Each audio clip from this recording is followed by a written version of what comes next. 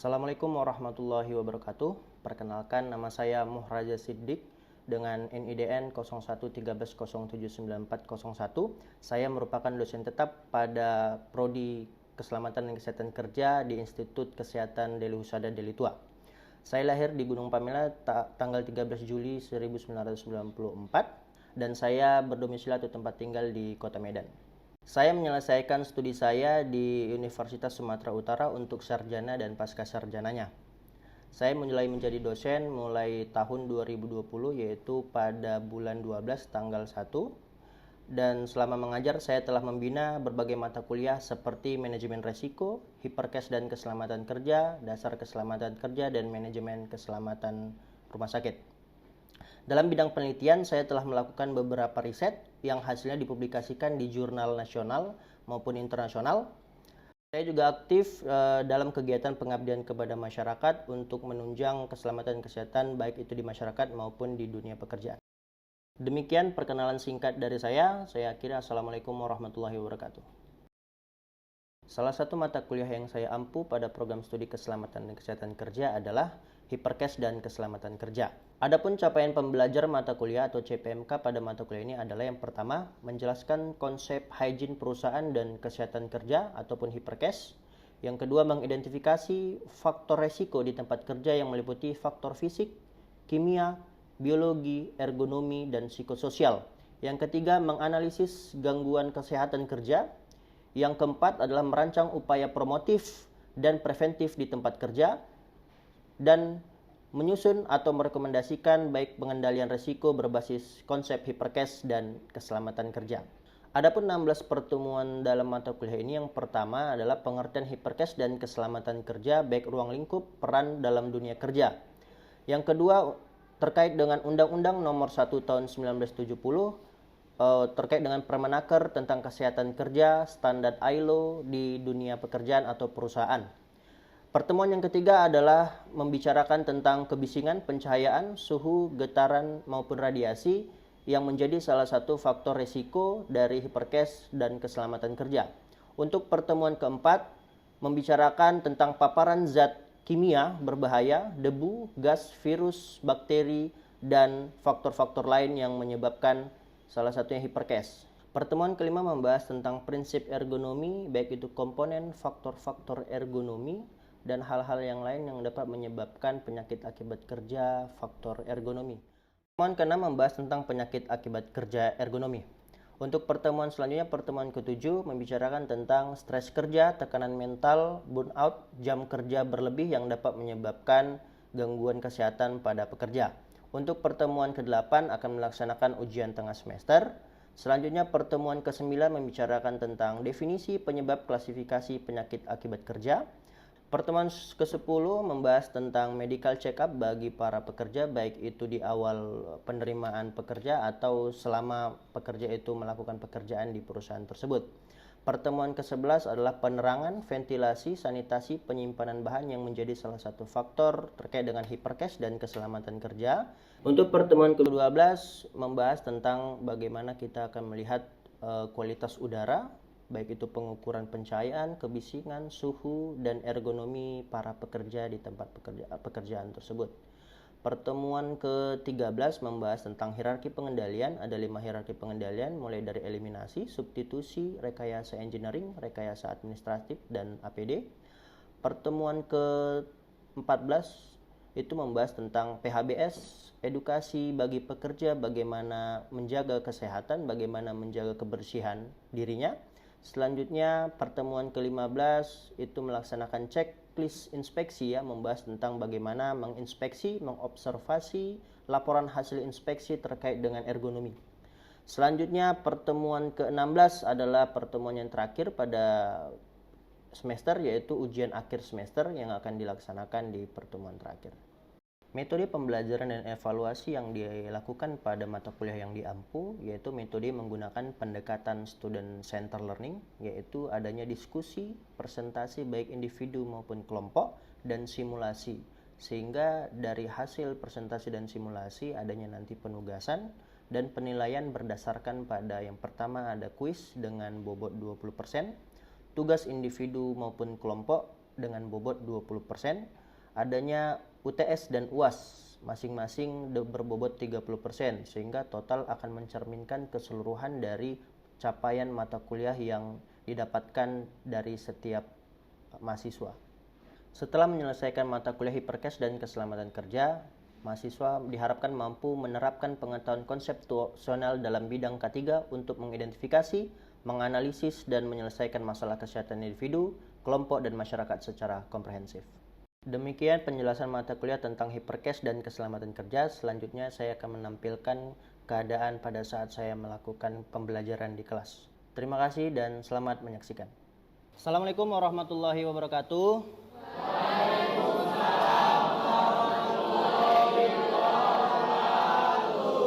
Oke, baik. Kembali lagi dengan saya untuk mata kuliah penyakit akibat kerja ya.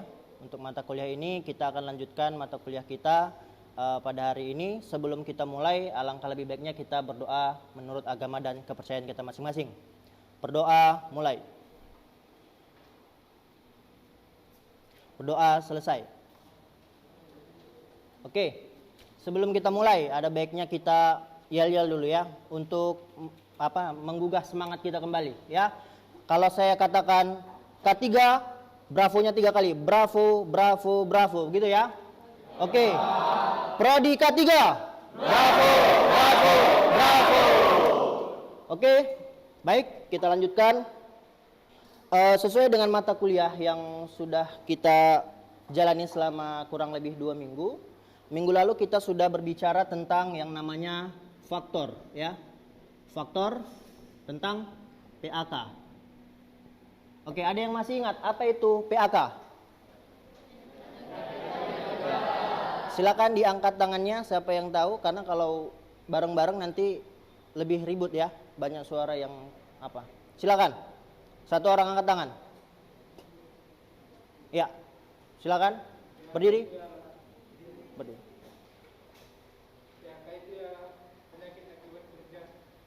Penyakit akibat kerja. Oke, yang lain silakan, ada yang ingin melengkapi? Ya, silakan Pebi.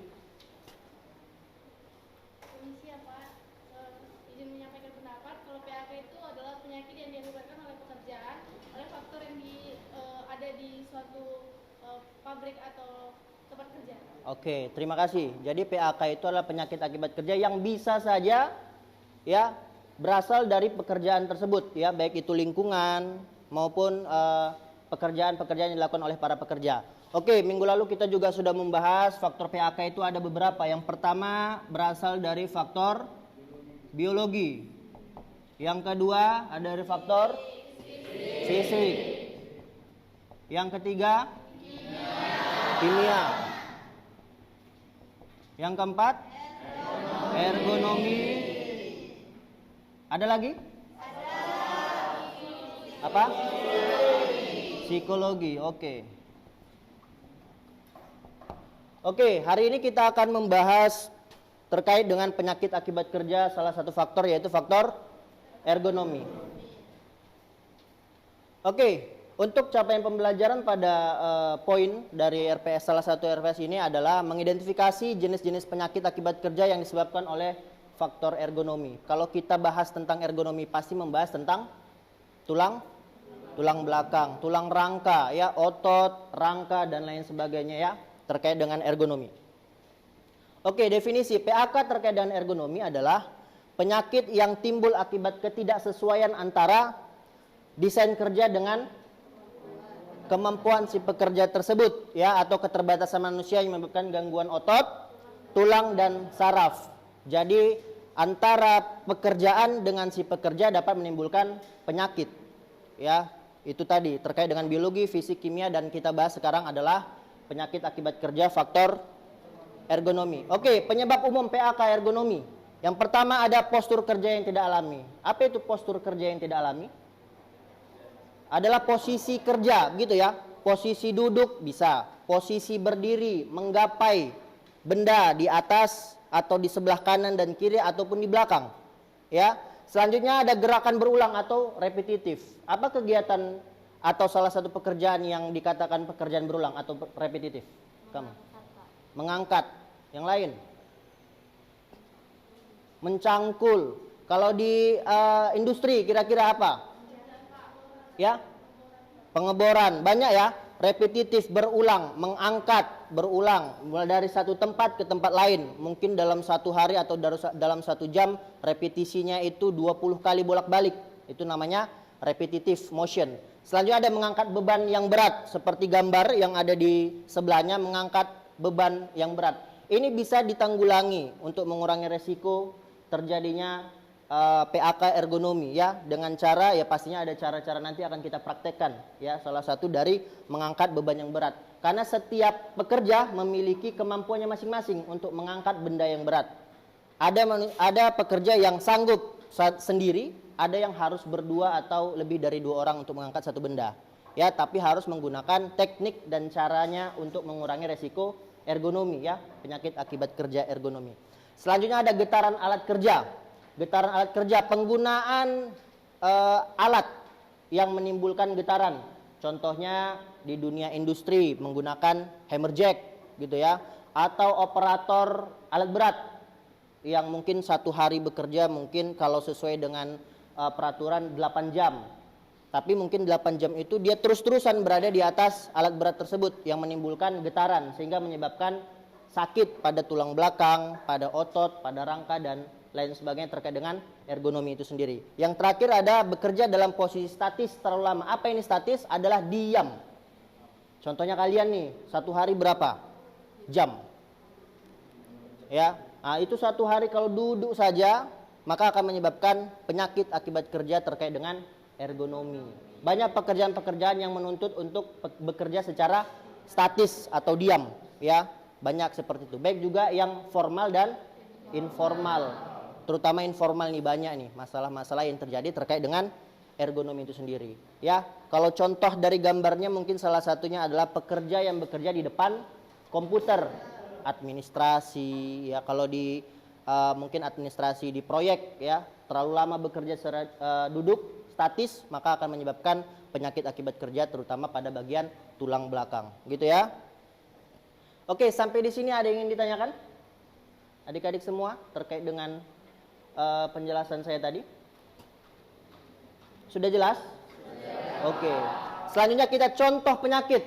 Nah, maka kalau berbicara tentang penyakit, maka ada nama-nama penyakitnya. Ya, kalau penyakit akibat kerja, faktor ergonomi yang pertama ada low back pain atau disingkat dengan LBP. Low, bagian bawah, back di bagian belakang. Pain adalah nyeri. Nyeri yang dirasakan pekerja di bagian tulang belakang, bagian bawah, pinggang biasanya. Ini biasanya terjadi bagi pekerja-pekerja yang sering mengangkat beban terlalu berat, postur kerjanya yang sesuai dengan slide sebelumnya. Postur kerjanya yang tidak baik, ya cara mengangkatnya yang tidak baik, ya bendanya yang terlalu berat diangkat sendiri yang harusnya 2 atau 3 orang. Kalau mungkin adik-adik sekalian di rumah atau di kos ngangkat galon.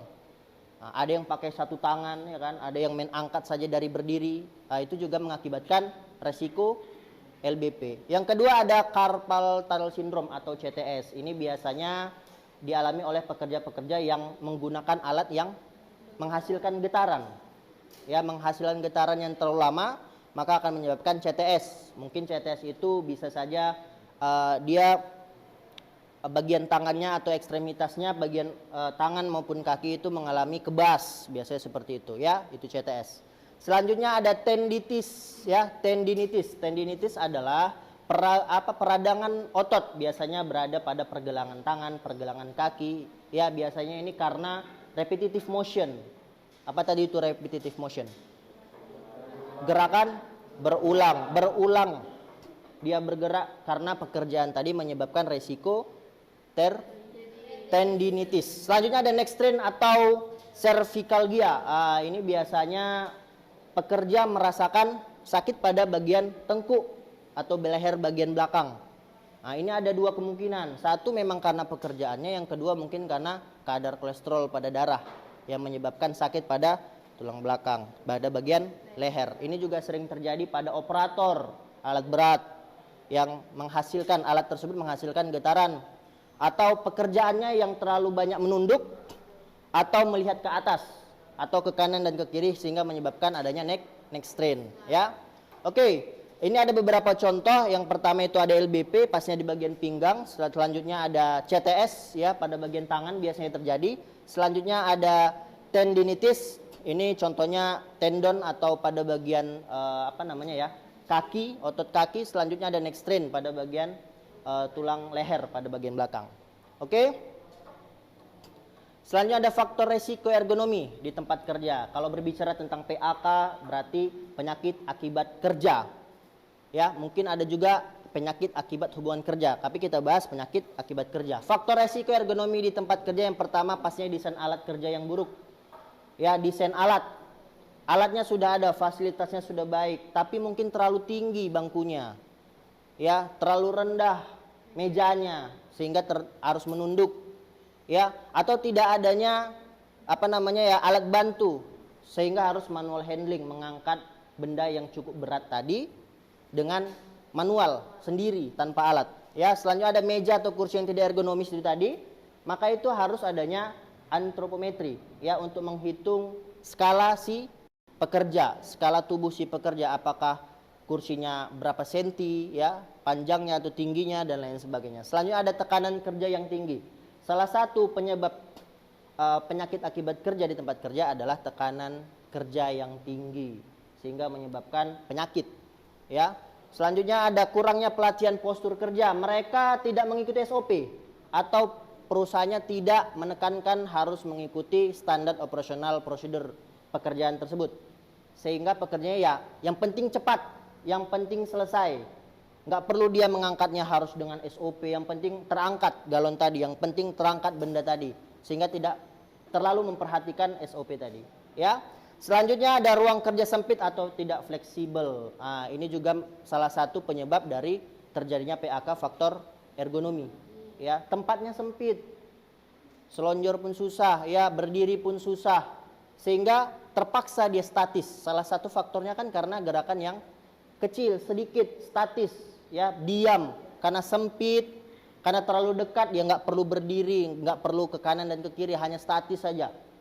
Ya, 1 hari 8 jam mungkin dia 7 jam duduk, 1 jam mungkin ke kamar mandi dan lain sebagainya, sehingga dikatakan pekerjaannya itu statis ya, atau gerakannya kecil, sedikit. Oke, selanjutnya kita berbicara tentang pencegahan. Kita tahu nih masalahnya apa. Kita sudah belajar JSA. Kita sudah belajar identifikasi resiko. Ya, mungkin nanti adik-adik sekalian akan melaksanakan identifikasi resiko terkait dengan ergonomi ya, penyakit akibat kerja ergonomi. Maka dari itu harus adanya pencegahan. K3 itu mencegah, bukan mengobati. Sehingga yang pertama pastinya terkait dengan desain tempat kerja yang harus diulang, tempat kerja secara ergonomis. Diikuti si pekerja, mengikuti postur tubuh si pekerja. Selanjutnya pelatihan penggunaan alat kerja, alat kerja yang harus diberitahukan, dilatih kepada pekerja supaya mereka bekerja sesuai dengan standar SOP yang berlaku untuk mengurangi resiko terjadinya PAK, penyakit akibat kerja terkait dengan ergonomi itu sendiri. Oke? Selanjutnya ada variasi pekerjaan untuk menghindari repetisi. Variasi, ya mungkin cara bergeraknya, mungkin tadi pekerjaan yang statis, ya setiap 1 jam atau setengah jam harus adanya relaksasi. Ya, itu dari perusahaan lah ditentukan atau dari si HSE-nya. Per setengah jam atau 1 jam itu harus ada relaksasi, ada variasi atau rotasi bekerja. Sehingga dia tidak hanya pada satu sisi, pada satu tempat. Karena pekerjaan mungkin berbeda pada satu area, maka dia dirotasi per 1 hari. Mungkin hari ini dia bekerja di satu unit pekerjaan yang duduk saja, besok dia akan bekerja di unit atau unit pekerjaan yang mungkin lebih banyak bergeraknya, sehingga ada variasi dalam bekerja untuk mengurangi salah satunya resiko si PAK tadi. Selanjutnya ada penyediaan alat bantu angkat. Nah, ini saya bilang tadi, mungkin pekerjaannya bukan tidak mau, tapi tidak ada fasilitasnya.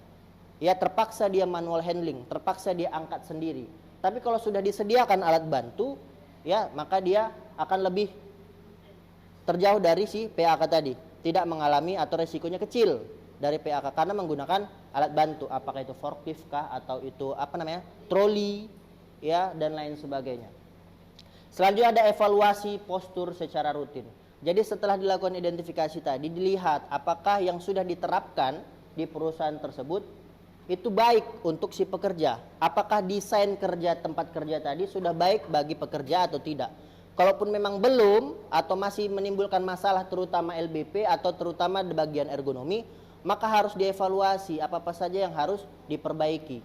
Apakah itu station kerjanya, mejanya, kursinya, ya, atau rak yang berada di atas, kanan dan kiri ataupun di bagian belakang. Oke? Oke, sampai di sini ada yang ingin ditanyakan teman-teman atau adik-adik sekalian? Sudah paham? Oke. Oke, next. Tadi sudah terkait dengan pencegahannya, sekarang kembali masuk ke kesimpulan bahwasanya PAK faktor ergonomi dapat dicegah dengan perancangan kerja yang sesuai dengan prinsip ergonomi. Ya, prinsip ergonomi terkait dengan bagaimana postur si pekerja, karena setiap manusia berbeda postur kerjanya, berbeda skala tubuhnya. Ya, penting bagi setiap perusahaan untuk mengidentifikasi dan mengendalikan resiko ergonomi demi keselamatan dan kesehatan pekerja. Salah satu caranya pastinya pekerja yang baru masuk atau pekerja yang menjadi pekerja baru di situ harus ada yang namanya medical check up, harus ada tes kesehatan, melihat postur kerjanya. Kalau terlalu pendek mungkin tidak sesuai dengan pekerjaan yang akan diterimanya. Terlalu tinggi pun sama saja. Maka harus diperhatikan ada kesesuaian antara si pekerja dengan station kerjanya, dengan alat kerjanya, ya, dengan meja, kursi dan hal-hal yang lain yang bersinggungan dengan pekerja itu sendiri untuk melakukan pekerjaannya. Sampai di sini paham? Ada yang mungkin kurang jelas atau yang ingin ditanyakan, silakan. Tidak?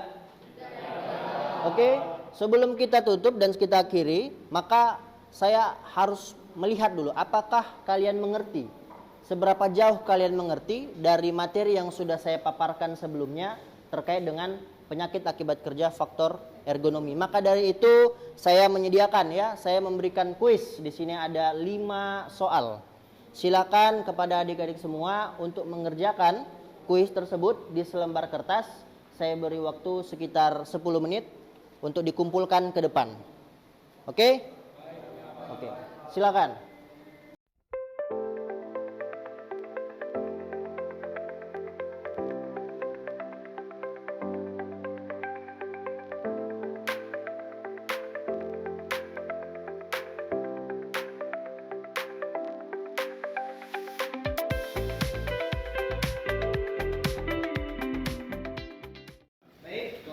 Selesai, silakan dikumpulkan untuk lembar jawaban dari kuis yang sudah saya berikan. Silakan.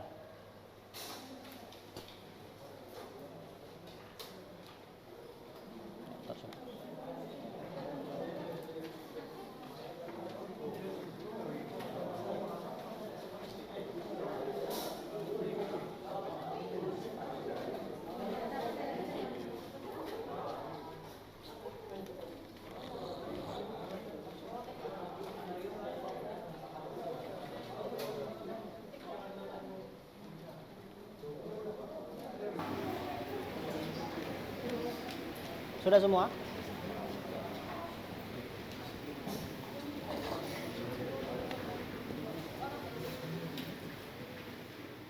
Baik, sekian pertemuan perkuliahan kita pada hari ini. Sebelum saya akhiri, ada quote sedikit, ya. Masa depan Anda tidak tergantung pada garis-garis tangan Anda.